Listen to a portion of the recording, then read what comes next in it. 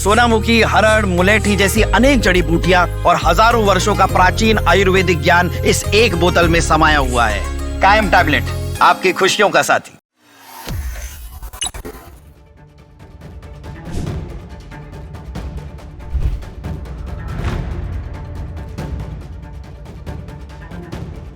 आरक्षण में बदलाव की आवश्यकता है। समय समय पर इसकी मांग हमेशा से उठती रही।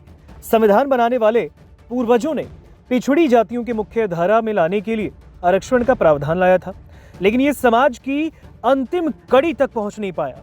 समाज में कुछ खास लोग इसकी मलाई खाते रहे और आरक्षण का फायदा लेते हैं। हालांकि अब सुप्रीम कोर्ट के पास इसमें बदलाव के लिए मांग उठने लगी है।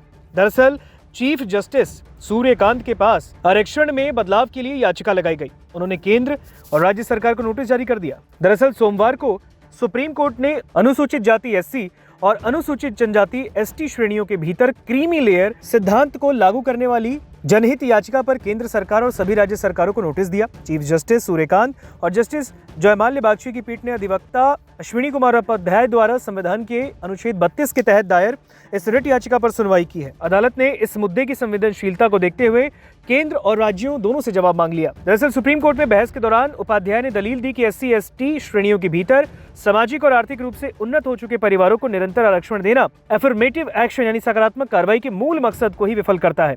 उन्होंने तर्क दिया कि आरक्षण का मकसद उन लोगों को मुख्यधारा में लाना है जो सदियों से हाशिए पर थे, न कि उन लोगों को और ज्यादा संपन्न बनाना जो पहले से ही समाज के शीर्ष पदों पर आसीन है। सीजेआई सूर्यकांत की पीठ ने याचिका को गंभीरता से लेते हुए ये माना कि इस पर व्यापक चर्चा और सभी राज्यों की राय बहुत जरूरी है।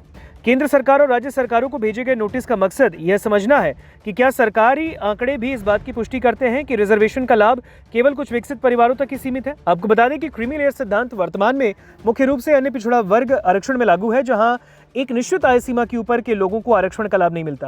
हालांकि एससी एसटी वर्ग में इसे लागू करने को लंबे वक्त से कानूनी और राजनीतिक बहस चलती रही। अगस्त 2024 के ऐतिहासिक फैसले में भी सुप्रीम कोर्ट की 7 जजों की पीठ ने राज्यों को एससी एसटी में उपवर्गीकरण और क्रीमी लेयर की पहचान करने की अनुमति दी।